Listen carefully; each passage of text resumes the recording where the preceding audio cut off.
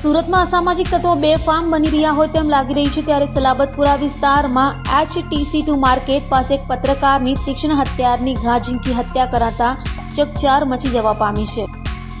સુરતમાં ગુનેગારોને હવે કોઈનો ડર ના હોય તેમ લાગી રહ્યું છે, ત્યારે સુરતના સલાબતપુરા વિસ્તારમાં HTC2 માર્કેટ પાસે હત્યાની ઘટના બની હતી. અસામાજિક તત્વોએ એક પત્રકાર ઝુબેર પર જીવલેણ હુમલો કરી તીક્ષ્ણ હથિયારના 35 થી વધુ ઘા ઝીંકી તેની હત્યા કરી નાખી હતી. બનાવની જાણ થતાં સલાબતપુરા પોલીસ સહિત ઉચ્ચ અધિકારીઓ સ્થળે દોડી ગયા હતા, તો હત્યારાઓ હત્યા કરી ભાગી છૂટ્યા હતા. જ્યારે અંગત અદાવતમાં હત્યા કરાઈ હોવાનું પોલીસે પ્રાથમિક તારણ વ્યક્ત કર્યો હતો.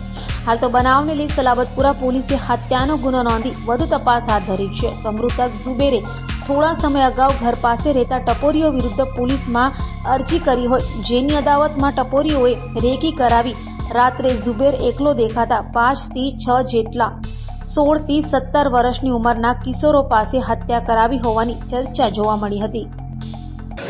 અત્રે સલાબતપુરા પોલીસ સ્ટેશન વિસ્તારમાં જે HTC બિલ્ડિંગ છે એની પાછળના ભાગમાં એક જગ્યા છે, સીતારામ ટી સ્ટોર છે. સીતારામ ટી સ્ટોરની ઉપર એક વ્યક્તિ કે જેનું નામ ઝુબેર છે એની હત્યા થઈ છે. એ હત્યા અનુસંધાને તરત જ એને મેડિકલ ટ્રીટમેન્ટ માટે લઈ જવામાં આવેલ હતો, પરંતુ આજે ડૉક્ટર સાહેબે એને મૃત જાહેર કરેલ છે.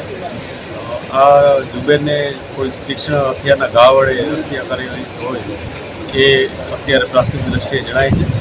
પોલીસ જે બનનાર છે મરણના એની વિગતવારની તપાસ કરી રહી છે. સાથે સાથે એના સંભવિત જે પણ આરોપી હોઈ શકે એની પણ તપાસ કરી રહી છે.